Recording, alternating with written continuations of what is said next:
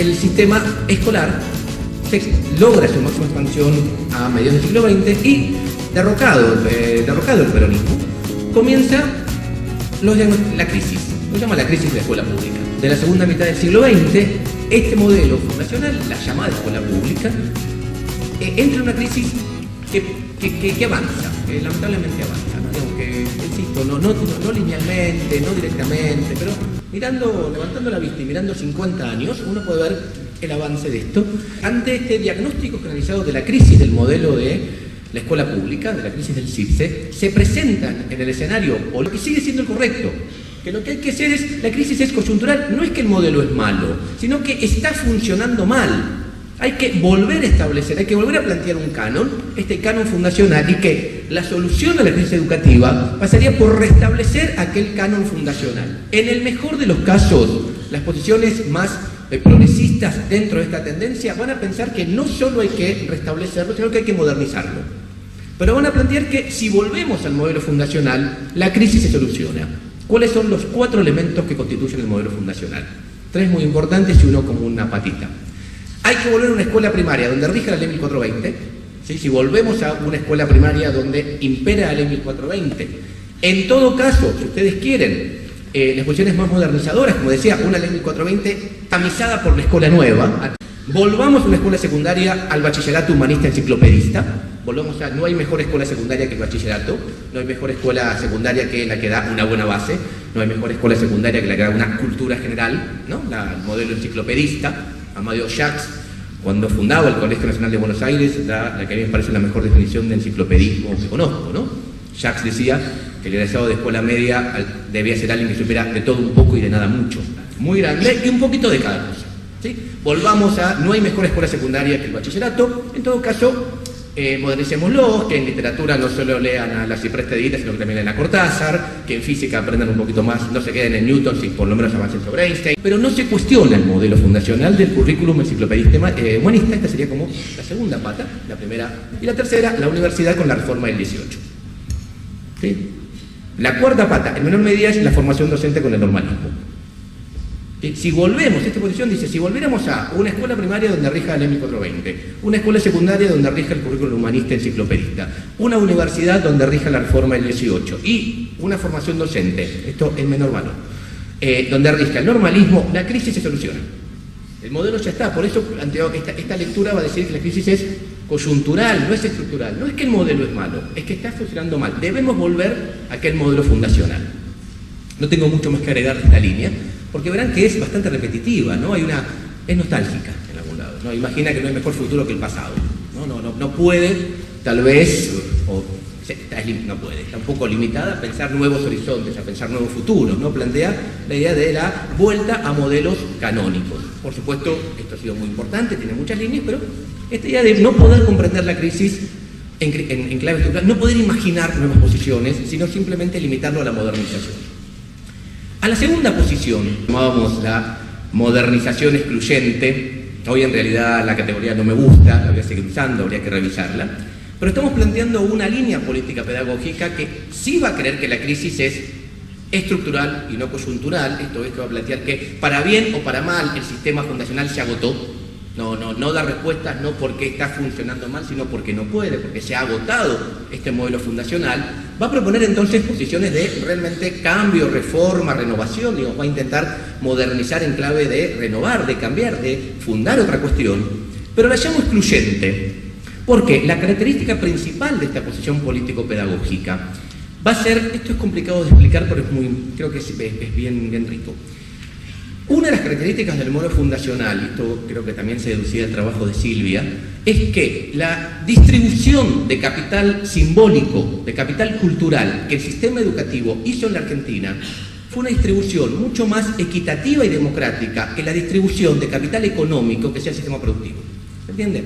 La escuela distribuye un capital cultural, la franja de distribución, ¿no? la apertura, es mucho menor que la distribución del capital económico. O sea, la escuela fue mucho más democrática que el sistema productivo y por eso la escuela fue una forma de ascenso social, porque mediante la obtención de capital simbólico en el sistema educativo, que era más fácil, se podía compensar la falta de acceso a capital económico. ¿no? Uno de los bases de la escuela pública fue esta idea de poder garantizar, mediante la distribución de capital simbólico, en forma más democrática, ¿no? la igualdad social, la justicia social, digamos, la igualación de los sectores sociales. Esto es leído como el gran problema del sistema. Lo que va a decir la moderación excluyente es, ese es el problema, está mal eso. Lo que hay que lograr es que la distribución de capital simbólico, que la distribución de capital cultural copie, se adecue lo máximo posible a la distribución de capital económico.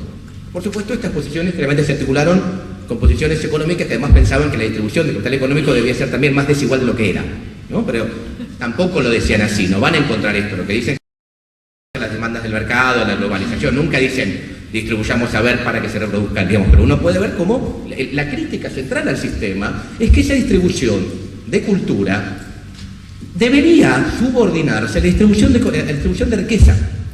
Entonces van a empezar a pensar medidas que van a ir en este momento, según el lugar, según el gobierno, todo posiciones autoritarias, represivas,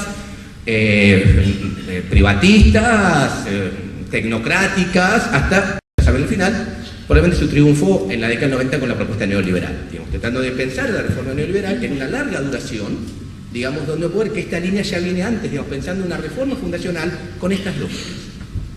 ¿Cuáles son los elementos que identifican esta posición? Quiero nombrar 2 o 3, daría para trabajar mucho, pero quiero nombrarlas. Una que es muy importante y que vale la pena, que es, esta posición va a ser muy clara en golpear el gran agente educador. El gran agente educador del sistema fundacional es el Estado Nacional. La E de la categoría C de Puiroz, ¿no? Digamos, el gran agente educador fue el Estado Nacional. Y van a ser muy claros en golpearlo en estas décadas. Digo, si yo tengo un escenario que en el 55 tengo un sistema educativo donde el gran agente educador es el Estado Nacional, que no solo piensa en las políticas, sino que además las implementa, para la década del 90 ya voy a tener esto muy fragmentado, la edición de las políticas fugadas en buena parte a los organismos y la administración del sistema concreto en manos de particulares y de las provincias. ¿Ven? Hay un cambio fuerte en el Estado Nacional. Un segundo elemento va a tener que ver con las prácticas represivas, que es lo que trabajamos específicamente en la dictadura, ¿no? Y diferencio represión de autoritario, como la idea del modelo represivo, de las prácticas represivas, de la concepción sobre represión que van a tener, obviamente en las dictaduras, y lamentablemente uno puede llegar a leerlos hoy en algunos casos concretos provinciales, represivo. La idea es así, todo lo social es político, todo lo político es subversivo, todo lo subversivo se reprime. ¿No? Hay una cadena que se arma en esta línea, entonces, bueno, todo hecho social, todo hecho educativo, por ser social cae en la cadena, sujetos obligados a tener que ir demostrando que en realidad no son, ¿no? O sea, el modelo represivo invierte el Estado de Derecho. El Estado de Derecho, todo el mundo es inocente hasta que demuestra lo contrario, hay que demostrar culpabilidad. En un modelo represivo es al revés, todos somos culpables, ¿no? Decía Charlie García hermosamente con Sergio Girán, hay que demostrar inocencia, ¿no? Digamos, eso ya como una segunda línea, y otro tercer elemento de esta línea que estoy llamando modernización excluyente, tiene que ver con la aparición de los modelos economicistas para entender la educación, ¿no? El desarrollismo, en los 70, el neoliberalismo, 80 y 90, esta idea de la evaluación de calidad ya de los 90, estos organismos y más en los 2000, la aparición de toda una renovación que se traduce en el aula, no se copia, pero se traduce, se articula en el aula, con una renovación didáctica de la mano del neoconductismo americano, ¿no? La llegada de toda la taxonomía de Bloom, la llegada de todos los pedagogos norteamericanos, como pasamos en Argentina de leer pedagogos alemanes e italianos, sobre todo franceses, previamente a leer americanos, Hilda Tauber, Bloom, Mager, Garnier. Y están poniendo momentos. La tercera línea, solo para plantearla, es lo que llamamos la modernización incluyente. Esta tercera posición también vemos que hace un diagnóstico de que la crisis del sistema también es estructural, que es necesario fundar el sistema, hacer cambios estructurales en el sistema. Pero la llamamos incluyente. Insisto que son categorías que usamos hace unos años y hoy no me convencen. Porque si yo planteaba que el excluyente lo que se proponía era cómo subordinar la distribución de capital cultural a la distribución de capital económico, esta línea lo que se propone es cómo modificar el sistema para que la distribución del capital simbólico redunde en una distribución más justa del capital económico. Si están pensando acá cómo la educación, ¿qué es lo que es en la educación? Distribución más justa del capital económico. O sea, no subordinar la distribución de capital cultural a la distribución de capital económico, sino ver cómo la distribución de capital cultural, ¿sí?, puede redundar en una mejor, en una más democrática, en una más justa distribución del capital económico. También podemos hablar un montón, solo plantear algunas líneas, Esto uno puede ver como, por ejemplo, para esta línea aparece la idea de fortalecer niveles educativos hasta entonces olvidados y menores, por ejemplo, el nivel inicial, por ejemplo, la educación de adultos o la educación artística, como uno puede ver que esta línea va a decir, bueno, estos espacios del sistema hasta entonces olvidados, ahora son tanto o más importantes. Del 87 en adelante nadie puede hacer política educativa en este país sin tener en cuenta qué va a pensar el sindicalismo. Uno puede ver como hay un cambio fuerte, aparece un nuevo agente educativo. Antes había que ver qué va a decir la iglesia, los empresarios, los diarios, etc. Hay un nuevo agente que es de gran determinación educativa. Otro elemento, digamos, toda una línea teórica, que hay trabajos muy interesantes de Lidia Rodríguez, ¿no? Con la apropiación de la nueva pedagogía, sobre todo de Freire. Nuevas imágenes de infancia y de juventud, no ustedes piensen que Florencio Escardó está en aquel entonces revolucionando la pediatría y cambiando la crianza. Su mujer Eva Giberti con Escuela para Padres está poniendo en duda los pasamientos de la crianza. El padre no se nace, el padre se hace de una revolución. La aparición de los movimientos juveniles y todo un cambio en el aula. Me vuelvo a tu anterior, ¿no? Digamos, la aparición del arte infantil, María Elena Walsh, Paul Divert, Vivo Pescador, digo, hay toda una renovación cultural que empieza a aparecer ahí y que alimenta estas posiciones.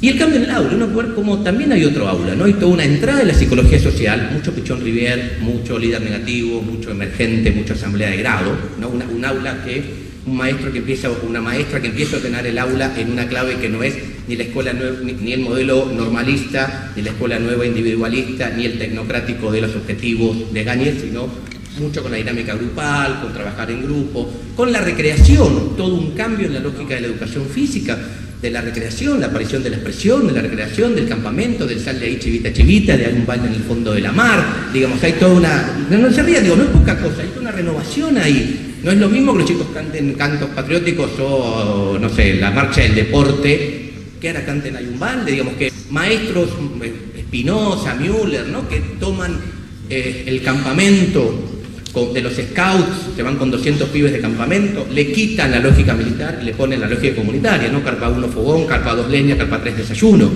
Digamos, hay toda una... Uno puede imaginar un maestro que, digamos, lee Freire, se sindicaliza, trabaja con los pibes en grupo, se va de campamento con ellos. Sería como la tercera posición. ¿Me entienden? ¿Qué? Se lo plantean. Respecto a la dictadura, lo que la dictadura va a hacer, y esto es un poco el correlato del libro, va a recibir un campo pedagógico con estas tres posiciones. La dictadura va a hacer, va a disciplinar el canon, ¿sí? Va a hacer desaparecer con el peso que este término tiene en la dictadura, a lo que llamé la modernización incluyente, y va a fortalecer la modernización excluyente. De forma tal, y esta es la provocación, que es personal, me parece que más allá de grandes intentos e importantes, el gran debate pedagógico en la Argentina de la dictadura hasta la actualidad ha sido entre la defensa del canon y la modernización excluyente. ¿Sí? No dudo que hay tanto experiencias como políticas públicas que intentan, de algún lado, heredar esto que estamos llamando modernización incluyente, pero que todavía, para mi gusto, y lo digo especialmente acá en clave de provocación, no terminan de constituirse como una fuerza contra el mundo. ¿Sí? La idea de cómo hemos perdido los sectores progresistas, o que nos planteamos como tal, la idea de reforma, y nos entrenamos en la idea de defensa. ¿Sí? Como, digamos, como una posición de, bueno, cómo me parece que tenemos este desafío, de poder terminar de lograr, creo que hay muchos avances, sobre todo en los últimos años, para esta línea, ¿sí? De poder pensar una política, volver política pública, la necesidad de una reforma profunda del sistema educativo, que no vengan por restablecer algo viejo, sino por formar algo nuevo, en esta, digamos, querer esta línea de poder pensar cómo lo que pasa en el sistema educativo, las prácticas concretas del sistema, la distribución de capital cultural, redunde en una distribución más justa y igualitaria de la distribución económica. Sí tengo claro que no sé por dónde va, yo creo que pase, pero no lo vamos a hacer de acá solo. Así que en algún lado, tal vez acá estamos tirando ideas, espero que las preguntas después sirvan para eso. Muchas gracias por la invitación.